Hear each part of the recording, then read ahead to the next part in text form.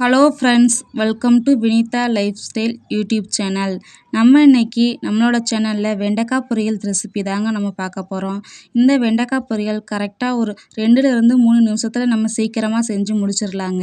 வெண்டைக்காய் பிடிக்காதவங்க இருந்தாங்க அப்படின்னா அவங்களுக்கு இந்த மாதிரி செஞ்சு கொடுத்தீங்க அப்படின்னா அடிக்கடி செய்ய சொல்லி கேட்பாங்க. ஏன்னா அந்த அளவுக்கு ரொம்ப சூப்பராக டேஸ்ட்டாக இருக்கக்கூடிய ஒரு பொரியல் ரெசிபி தாங்க இந்த வெண்டைக்காய் பொரியல்.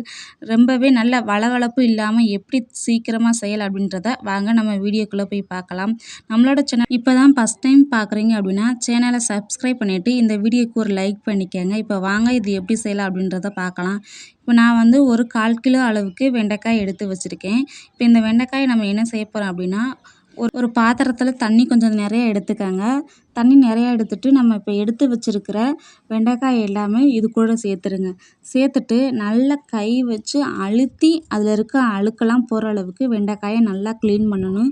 நிறைய பேர் இதை வந்து தொடச்சிட்டு கட் பண்ணிவிட்டு சமைப்பாங்க. அப்படி செய்யக்கூடாது. இதில் நிறைய கிருமிகள் இருக்கும்.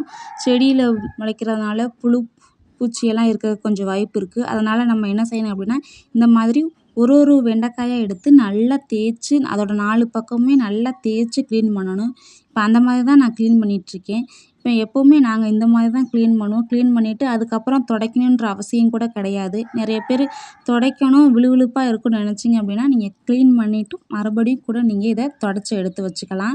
இப்போ எல்லாத்தையுமே நான் க்ளீன் பண்ண ஆரம்பிச்சிட்டேன். இந்த மாதிரி நல்லா கையை வச்சு அழுத்தி தேய்ச்சி க்ளீன் பண்ணுங்கள். இது க்ளீன் பண்ணி முடிச்சதுக்கப்புறம் நீங்கள் பார்த்தீங்கன்னா உங்களுக்கே தெரியும் இதில் எவ்வளோ அழுக்கு இருந்திருக்குது அப்படின்னு சொல்லிட்டு.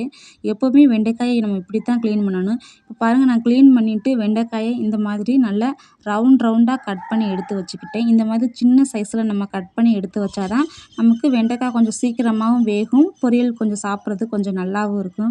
இந்த மாதிரி நீங்கள் கட் பண்ணி எடுத்து வச்சுக்கலாம். இல்லை உங்களுக்கு எந்த மாதிரி பிடிச்ச ஷேப்பில் கட் பண்ணணும்னு நினச்சிங்க அப்படின்னாலும் நீங்கள் அந்த மாதிரி கட் பண்ணி எடுத்து வச்சுக்கலாம். நான் வெண்டைக்காய் கழுவிட்டு துடைக்கவே இல்லைங்க. அப்படியே தான் கட் பண்ணி எடுத்து வச்சுருக்கிறேன். இப்போ ஒரு கடாய் வச்சுட்டு அதில் பொரிக்கிறதுக்கு தேவையான அளவு எண்ணெய் சேர்த்துக்கோங்க. நான் ஒரு 4லேருந்து 5 ஸ்பூன் அளவுக்கு இதில் எண்ணெய் சேர்த்துருக்குறேன். எண்ணெய் நல்லா காயட்டும். எண்ணெய் நல்லா காஞ்சதுக்கப்புறம் 1 ஸ்பூனுக்கு கம்மியாக கடுகு சேர்த்துக்கோங்க.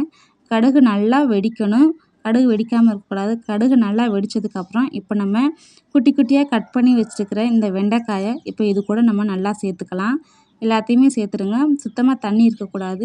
இப்போ இதுக்கு நம்ம வந்து மெயினாக சேர்க்க போகிறது கல் உப்பு சேர்க்கக்கூடாதுங்க. தூள் உப்பு மட்டும்தான் சேர்க்கணும். இந்த வெண்டைக்காய்க்கு எவ்வளோ உப்பு தேவைப்படுமோ அந்த அளவுக்கு தூள் உப்பு சேர்த்துட்டு இந்த மாதிரி நல்லா கிண்டி விடுங்க. நல்லா கிண்டி விட்டுட்டு ஃபஸ்ட் டைம் பார்த்திங்க அப்படின்னா நல்லா தீயை வந்து நல்லா ஹை ஃப்ளேமில் வச்சுட்டு நல்லா கிண்டி விடுங்க. அதுக்கப்புறம் மீடியம் ஃப்ளேம்லேயே தான் இந்த வெண்டைக்காயை நம்ம வந்து வேக வைக்க போகிறோம். அப்போ தான் அதில் இருக்க வளவளப்பு தன்மை எல்லாமே போயிடும். இப்போ பாருங்கள், நான் கிண்டிகிட்டே இருக்கேன். இந்த மாதிரி அடிக்கடி கிண்டி விட்டுட்டே இருங்க. மீடியம் ஃப்ளேமில் வச்சு நல்லா கிண்டி விடுங்க. வெண்டைக்காயை வேக வைக்கணும் அப்படின்றதுக்காக இதில் தண்ணியெல்லாம் சேர்க்கக்கூடாது. இப்போ மீடியம் ஃப்ளேமில் வச்சுட்டு ஒரு 2 நிமிஷத்துக்கு மூடி போட்டு மூடி வைக்கிறேன் நான். இப்போ பாருங்கள், மூடியை திறந்து பார்த்ததுமே ஓரளவுக்கு நல்லா வெந்து வந்துடுச்சு. இனி தீயை வந்து மிதமான சிம்லேயே வச்சுட்டு நல்லா கிண்டி விடுங்க. கரெக்டாக மறுபடியும் ஒரு 2 நிமிஷம் நல்லா வேகட்டும். வெந்ததுக்கப்புறம் இப்போ பாருங்கள், நான் மிளகாத்தூள் சேர்த்துக்கிறேன். நான் வந்து சிக்கன் மசாலா தான் சேர்க்குறேன். அதில் 1½ ஸ்பூன் அளவுக்கு நான் சேர்த்துருக்கேன். உங்களுக்கு விருப்பமான மசாலா சேர்க்கலாம். சிக்கன் மசாலா சேர்த்தோம் அப்படின்னா டேஸ்ட்டு கொஞ்சம் நல்லா சூப்பராக இருக்கும். அதனால தான் இதை சேர்க்குறது. நார்மல் மிளகாத்தூளை விட சிக்கன் மசாலா சேர்க்கும்போது கொஞ்சம் பொரியல் கொஞ்சம் நல்லாயிருக்கும்.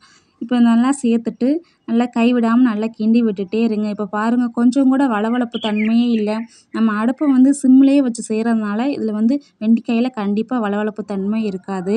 அதனால் நீங்கள் நல்லா சிம்லேயே வச்சு இதை நல்லா பொரிச்சு அடியில் கொஞ்சம் கறி பிடிக்கிற மாதிரி இருக்கும். இருந்தாலும் நீங்கள் கவனமாக பக்கத்தில் நின்று கிண்டி விட்டுட்டே இருந்தீங்க அப்படின்னா சூப்பரான வெண்டைக்காய் பொரியல் தயாராகிருங்க.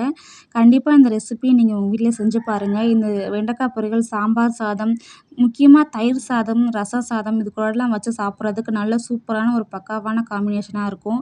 இதை பிடிக்காதுன்னு சொல்கிற குழந்தைங்க எல்லாத்துக்குமே வெண்டைக்காயை இந்த மாதிரி பொரியல் செஞ்சு கொடுத்தீங்க அப்படின்னா சூப்பராக இருக்குங்க. கண்டிப்பாக இந்த ரெசிபியை நீங்கள் உங்கள் வீட்டில் ட்ரை பண்ணிவிட்டு உங்களோட ஃபீட்பேக்கை எனக்கு கமெண்ட் பாக்ஸில் ஷேர் பண்ணுங்கள்.